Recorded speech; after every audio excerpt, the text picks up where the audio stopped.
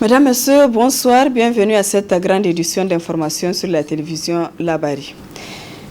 Débutons ce journal par cette brève. Cela fait exactement 8e jour aujourd'hui que les acteurs de la société civile indépendante, à savoir Michael Zodi, Moudi Moussa, Halidou Munkaila, Habibou Soumaïla et Moussa Tchangari, ainsi que le président du syndicat de commerçants du Niger, Sani Shekaraou, sont incarcérés dans les différentes maisons d'arrêt de la région de Tillabéri et de Niamey, suite à la manifestation du 15 mars dernier.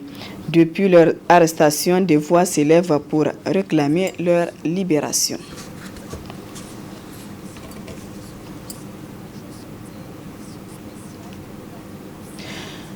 Le lanceur d'alerte Kakatouda Mamangoni a été libéré ce jeudi par le juge en charge de son dossier qui l'a condamné à 3 mois de prison avec sursis. Kakatouda a été arrêté à la suite d'une publication sur les réseaux sociaux portant sur un cas suspect de coronavirus en début de mois de mars. Réaction de Djori Ibrahim après le délibéré. Nous la prenons comme telle. Mais l'information qu'il avait diffusée, Kaka, était une suspicion d'un cas de coronavirus. Information qui n'a pas, jusqu'à la date d'aujourd'hui, été démentie. L'histoire démontre même que plus ou moins confirmée, parce que nous avons tous appris avec tous les Nigériens que le ministre a finalement confirmé qu'il y a eu un suspect italien qui a fini par être confirmé. Même s'il tendait à vouloir dissocier l'information diffusée par Kaka et la confirmation de ce cas-là. Soit dit en passant, ça fait quand même 3 semaines qu'il a été privé de sa liberté. Aujourd'hui, le juge estime qu'il ne doit pas être puni d'une peine privative de liberté ferme. 3 mois avec sursis, c'est déjà une condamnation. C'est déjà une condamnation. Et nous estimons que nous allons utiliser les voies du droit. En tout cas, nous allons lui suggérer d'utiliser les voies du droit qui s'offrent à lui pour pouvoir faire lever cette sanction-là, en interjetant appel de cette décision et maintenant à faire juger à nouveau l'affaire à un niveau un peu encore plus élevé. Parce qu'en tant que journaliste qu'il est, il est dans son rôle d'informer, dans la limite des informations qu'il a reçues. Je pense qu'il faut éviter de faire de l'amalgame. Le journaliste a le devoir d'informer toutes les fois qu'il trouve des informations vérifiées, solides. La confirmation, parce que c'est deux niveaux d'information à ne pas confondre. Un journaliste peut bien, s'il a connaissance des éléments d'information qu'il y a eu des suspicions, ça reste des suspicions. Mais il ne lui revient pas de dire que c'est un cas confirmé, ça, il y a une institution compétente pour ça. Et je crois qu'il a pris les précautions de dire qu'il y a, selon ses sources, un cas suspect. N'est-ce pas? Le cas suspect reste le cas suspect. N'est-ce pas? Et non un cas confirmé.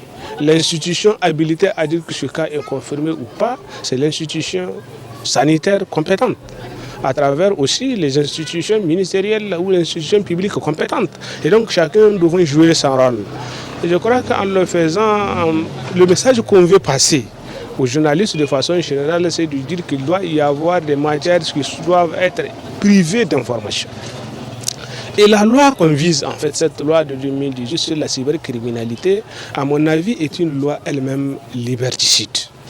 Une loi qui n'est pas conforme, à mon avis, à plein d'engagements internationaux de l'État du Niger, à commencer par la Déclaration universelle des droits de l'homme, qui autorise d'ailleurs tout homme en tant qu'homme à pouvoir diffuser des informations qu'il arrive à avoir, qui sont des informations vraies et qui ne doivent pas être puni pour ça.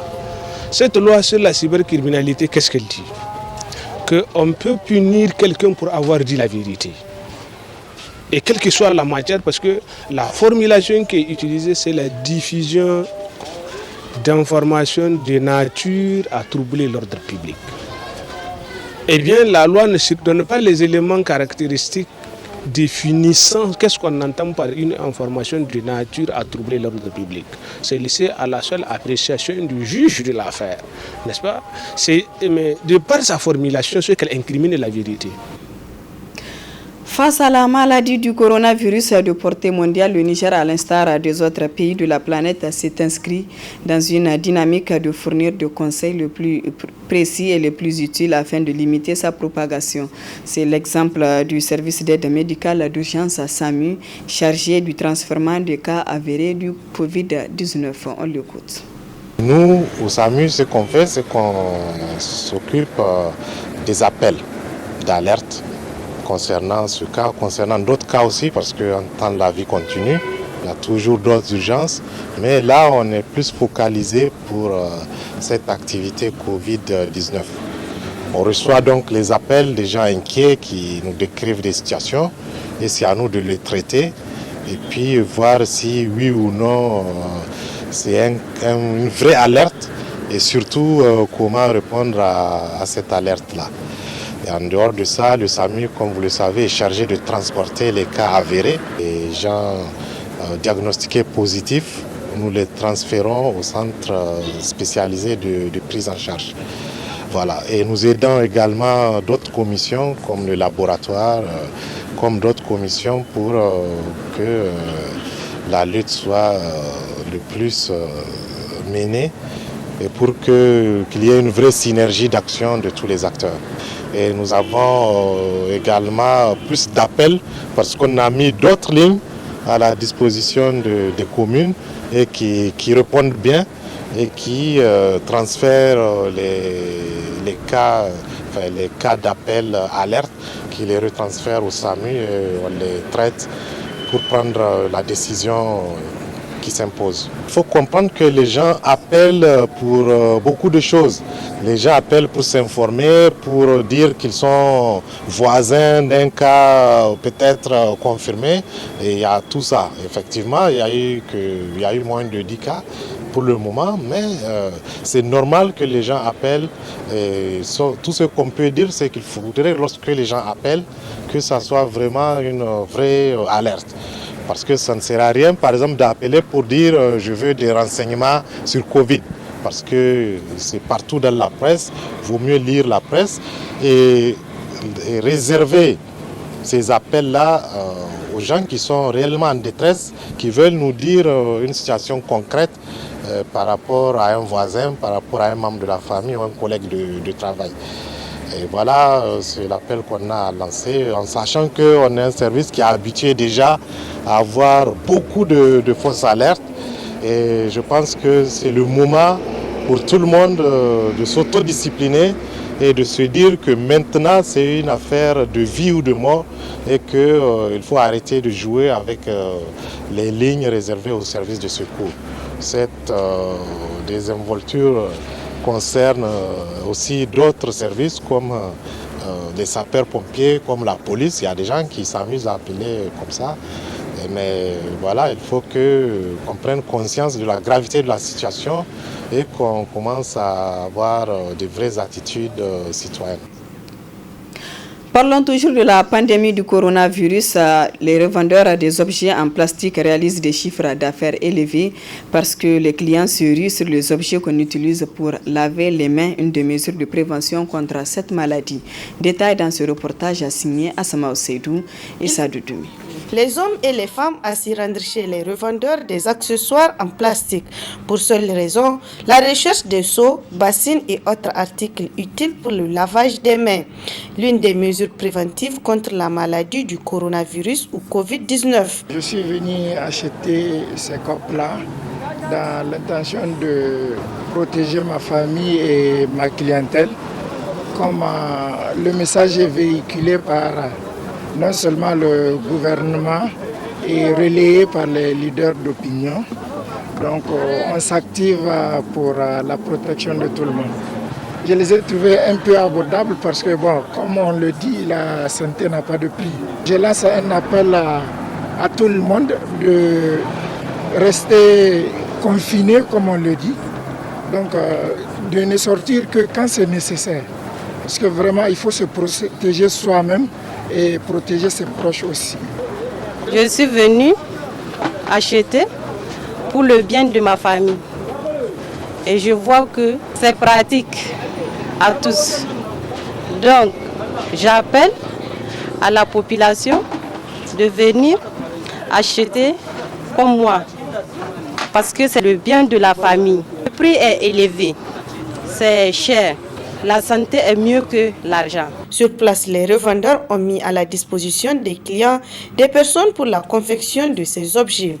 En cette période de forte demande, les revendeurs se frottent les mains. Bon, le marché, alhamdulillah, comme d'habitude, nous, alhamdulillah, on remercie le bon Dieu. Et bon, concernant aussi le lavage de mains là, ça aussi, on a pu créer ça maintenant pour que les gens puissent aussi se laver les mains facilement pour éviter la contamination du virus. Et comme ça dit, les autorités même ont dit, ils exhortent les gens à laver leurs mains avec le savon. La raison pour laquelle nous aussi on a fait notre contribution pour créer ça là. Il y a presque tous les prix. Parce qu'on avait pour 6 500, c'est fini. On a fait pour 7 500, c'est fini. Maintenant on a pour 2 000 et les 9 000. Et on compte faire aussi plus bas pour que tout le monde puisse payer. Cependant, les revendeurs doivent revoir le prix de ces articles afin de permettre à bon nombre de personnes d'en disposer de ces objets pour la prévention de cette maladie virale. Lavez vos mains à l'eau et au savon pour éviter le coronavirus. Et puis ce communiqué de presse du Conseil national de l'ordre des médecins, pharmaciens et chirurgiens dentistes du Niger. Le communiqué est ainsi libellé. L'apparition de la maladie à virus corona Covid-19 dans notre pays et la gravité de cette pandémie requiert un engagement sans faille de l'ensemble des praticiens dans la lutte contre cette maladie. En prenant en compte les mesures prises par le président de la République, chef de l'État, dans son message à la nation du 17 mars dernier en vue de restreindre et stopper la circulation et la contamination de ce virus, le Conseil national de l'ordre de médecins, pharmaciens et chirurgiens dentistes suggère à la tutelle la mise en place des moyens de protection et de prévention à tous les praticiens en exercice et à tous les niveaux dans les structures sanitaires pour assurer leur sécurité sanitaire et celle des patients et accompagnants. D'ordonner aux praticiens de surseoir à tout acte médical ou chirurgical, odontologique et stomatologique qui ne relève pas des urgences, car il faut noter que pour certains corps, les conditions d'exercice de la profession exigent la proximité particulière et obligatoire du praticien avec le patient, ce qui augmente le risque de contamination. De privilégier la création des hôpitaux de campagne en dehors des agglomérations urbaines pour assurer l'isolement des patients. De créer les conditions pour former et mobiliser les corps professionnels de santé pour leur plus grande implication dans la prise en charge des patients.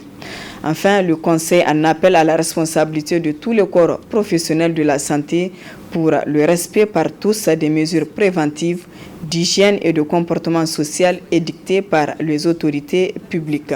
C'était là le communiqué de presse du Conseil national de l'ordre des médecins, chirurgiens et dentistes du Niger. La partie magazine de cette édition, les appels à la prise de conscience sur le coronavirus se multiplient au Niger pour amener la population à se conformer aux mesures édictées par les autorités pour limiter la propagation. Amadou Seydou Noura, plus connu sous le nom de Nour Walam, demande aux Nigériens de respecter ces mesures. C'est la partie magazine de ce journal. Très bonne réception. Le conseil que nous pouvons donner, c'est de respecter strictement et scrupuleusement les gestes barrières et les mesures édictées par les plus hautes autorités de ce pays et les oulémas. Éviter le regroupement, et se laver les mains d'abord à l'eau propre et au savon. On dit que c'est la meilleure manière d'éviter la propagation de ce virus. Et effectivement, ne pas aller dans le sens de l'inconscience qui caractérise certaines communautés qui aujourd'hui sont en train d'enregistrer des morts par centaines. Donc nous n'avons que 7 cas aujourd'hui. Si nous respectons les mesures édictées par les plus hautes autorités, je crois que nous pouvons circonscrire cette pandémie. Oui, de la façon dont les autorités gèrent cette situation, vous avez des suggestions à faire? C'est ce qui est dit partout. se laver les mains à l'eau et au savon ou au gel hydraulique, ne pas tousser dans les lieux publics, et si l'envie de tousser ou d'éternuer vous saisit, le faire dans le coude, et si vous le faites dans un mouchoir, jetez le mouchoir dans une poubelle, et encore, c'est-à-dire les personnes venant des zones ou des pays touchés par cette pandémie ont le devoir de se mettre en confinement pour ne pas contaminer leur famille, pour ne pas contaminer la communauté et rompre ainsi cette chaîne de contamination qui, à mon avis, aujourd'hui est en train de prendre une certaine ampleur. D'un seul cas, aujourd'hui, nous sommes à 7. Et c'est vraiment regrettable, nous devons faire très attention, n'est-ce pas? Avec un décès. Avec un décès, justement. C'est vraiment regrettable. Et nous sommes un pays, comparé en tout cas à l'Italie, à l'Espagne, à la France, à l'Allemagne. Nous n'avons pas le même dispositif, le même mécanisme de riposte que ces gens-là. Nous n'avons pas les mêmes moyens de contrecarrer cette maladie. Donc nous devons prendre conscience du danger que représente cette pandémie du coronavirus et puis observer, comme cela se doit, les règles éditées par les médecins et les plus hautes autorités. C'est la seule façon, à mon avis, d'arrêter de freiner la propagation de cette maladie chez nous. Des hésitants, il n'en manque pas. Et des inconscients, excusez-moi de l'expression, il n'en manque pas aussi. Nous devons beaucoup appuyer sur la sensibilisation. Ne pas peut-être utiliser un certain ton dans la communication. Il faut peut-être caresser les gens dans le bon sens des poils et les amener à comprendre le danger de cette maladie. Les risques que représente cette maladie au cas où elle venait à prendre une certaine ampleur chez nous. Nous avons combien de médecins? Nous avons combien de lits de réanimation? Nous avons combien de kits de dépistage? Vous voyez, c'est vraiment à nous, notre survie individuelle et collective dépend de nous et des gestes simples que j'avais énumérés tout à l'heure. Oui, donc vous, en tant que spécialiste un peu dans le domaine de la sensibilisation, si on vous demande quel serait votre conseil pour vraiment accentuer sur la sensibilisation? C'est de produire des supports de sensibilisation bien élaborés, bien structurés, et des supports de sensibilisation qui toucheraient à tous les contours du danger que représente cette pandémie et de diffuser ces supports de sensibilisation à très grande échelle à travers les médias. Et mettre aussi l'accent sur la communication de proximité dans les écoles, dans l'administration, dans les rangs des forces de défense et de sécurité et que sais-je encore. Il faut vraiment diffuser, il faut en parler, il faut que les autorités politiques, les ONG, les médias, les citoyens, que tout le monde s'y mette, que nous mutualisions nos efforts pour que les gens prennent davantage conscience du danger qui nous guette avec cette pandémie du coronavirus. C'est très dangereux. Je demande à mes concitoyens, à mes chers frères et sœurs, de respecter, comme cela se doit, les mesures édictées par les autorités, les gestes barrières, pour vraiment freiner ou mettre un terme, carrément circonscrire cette maladie avant qu'il ne soit trop tard. C'est une maladie dangereuse qui a fait des morts en Italie, qui a fait des morts en Chine, qui a fait des morts en Espagne, en Allemagne, en France, et un peu partout dans nos pays limitrophes, ici au Burkina. Donc, nous avons les mêmes attributs anatomiques et physiologiques que tous les autres êtres humains. Donc nous ne sommes pas à l'abri du danger de cette pandémie. Il va falloir vraiment que les gens se ressaisissent partout où ils sont, qu'ils mesurent le danger de cette pandémie et qu'ils respectent les règles édictées par les autorités, les ulémas, par les hommes de science, par nos médecins. Au niveau des autorités, je crois qu'il y a un comité national d'information et de communication qui a été installé dans ce sens. Et les autorités, notamment le ministre de la Santé, et le gouvernement, je dirais, avec en tête le président de la République et le Premier ministre, ils ont attiré l'attention des gens. Ils ont, à travers différents messages, expliqué aux gens que si cette maladie prend certaines proportions chez nous, vraiment nous sommes en danger. C'est une maladie qui peut même hypothéquer l'avenir de ce pays et de ce peuple. Nous avons vu ce qu'elle a coûté à l'Italie. Nous avons vu ce qu'elle est en train de coûter à l'Espagne. Nous avons vu les ravages qu'elle est en train de faire en France. C'est des pays développés, des pays fortement industrialisés, des pays économiquement épanouis, mais malheureusement qui ne peuvent pas faire face à cette maladie. Mais alors quand elle prend les mêmes proportions chez nous, vous voyez le danger ? Vous voyez le danger? Donc je demande à nos autorités de continuer de mettre les moyens qu'il faut toutes les ressources humaines nécessaires, toutes les ressources financières nécessaires, mettre à contribution qui de droit pour franchement sensibiliser et encore sensibiliser les citoyens pour que les gens respectent les mesures préventives, les gestes barrières édictés par les autorités, les oulémas et les hommes de science. Je demande à mes frères et sœurs du Niger, une fois encore, de regarder un peu autour d'eux, un peu autour de nous, parce que je fais partie, et un peu autour de nous ce qui est en train de se passer.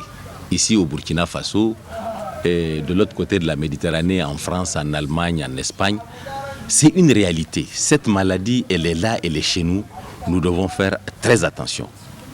Et si les signes de cette maladie qui sont la fièvre, la toux, les maux de tête apparaissent, appelez tout de suite le 15, c'est-à-dire le SAMU. Et si il y a possibilité d'aller se faire dépister, allez le faire pour se convaincre. Évitez tout déplacement qui n'est pas essentiel, restez chez nous. Il y a beaucoup de mesures édictées que nous devons mémoriser pour nous protéger nous-mêmes et protéger notre communauté. Il faut que cela s'entende, il faut que les Nigériens le comprennent, il faut aide-toi et le ciel t'aidera, comme on dit. Nous devons nous aider nous-mêmes pour que le ciel nous aide. Parce que c'est une maladie qui n'a ni vaccin ni traitement.